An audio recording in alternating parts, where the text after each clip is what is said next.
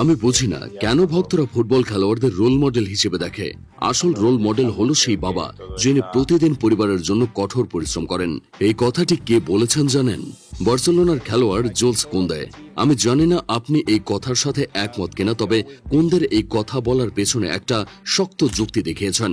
তিনি বলেন, একজন ফুটবল খেলোয়াড় 6 মাস এমনকি পুরো 1 বছর বেতন না পেলেও স্বাচ্ছন্দ্যে জীবনযাপন করতে পারে। এতে তাদের কোনো প্রভাবই পড়ে না, কারণ তারা ইনকাম করে সেরকমই। আবার কারো কারো দেখা যায় চুক্তি থাকে এমন যে তারা যদি ইনজুরিতে পড়ে তাহলে সারা বছরই বসে বসে বেতন পাবে, এমনকি তাদের বোনাসও তারা ঠিকঠাক পাবে। কিন্তু যে বাবা সকাল 7টায় ঘর থেকে বেরিয়ে রাত 8টায় ফেরে শুধুমাত্র পরিবারের জন্য সামান্য আয় করার জন্য, তাদের সাথে আপনি কিভাবে এদের তুলনা দেবেন? সেই বাবা যদি 3 দিন জ্বরে আক্রান্ত হন তাহলে তার ভরণ পোষণ করার মতো কেউ থাকে না, তাকে বেতন কেউ এনে দেয় না, কোনো বোনাস তার কপালে জুটে না। এই কথাগুলো আপনাদের কাছে কেমন লেগেছে আমি জানি না, তবে প্রত্যেকটা কথা আমার হৃদয় ছুঁয়ে গেছে। আর কুন্দে এই গভীর কথা কিভাবে বলতে পেরেছে জানেন? কারণ কুন্দে তার জীবনে অনেক কঠিন জিনিস ফেস করে এসেছে। একটা দরিদ্র পরিবারে তার জন্ম, যার ফলে সে নিজ চোখে অনেক কিছুই দেখেছে। যদিও খুব ছোট বয়সেই তার বাবা মায়ের বিচ্ছেদ হয়ে যায়, কিন্তু কুন্দের সাথে তার বাবার যোগাযোগ ছিল সবসময়ই। শুধু বাবার প্রতি অনুগত এবং শ্রদ্ধাশীল ব্যাপারটা এমন না, খেলোয়াড় হিসেবেও কুন্দে অসাধারণ।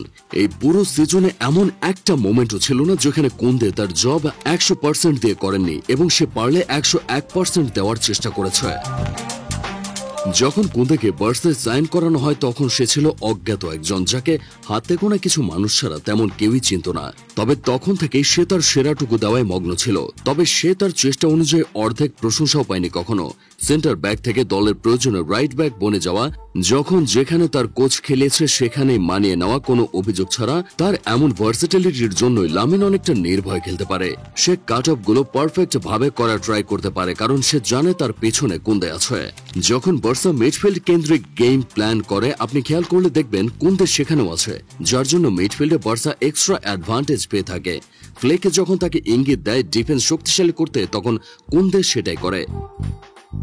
Counter attack, overlapping, crossing, physicality ছাড়াও ফ্লেকের অফসাইড সিস্টেমে সে দারুণভাবে পারফরমেন্স করে যাচ্ছে কোনো প্রেসার ছাড়াই। দলের অন্যান্য ডিফেন্ডারদের ভুলে যদিও প্রতিপক্ষের প্লেয়ার ক্লিয়ার অ্যাটাকে যায়, সেখানেও 101% দিয়ে সেটা সে কভার করার চেষ্টা করে। তারকা খ্যাতি ছাড়া যেসব প্লেয়ার প্রতিনিয়ত আড়ালে থেকে নিজেদের প্রমাণ করার চেষ্টা করে যায়, তাদের মধ্যে অন্যতম সফল কুন্দে।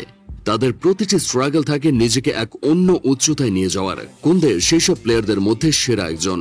শুভকামনা কুন্দের জন্য। আশা করছি নতুন সিজনে সে অনেক ভালো করবে।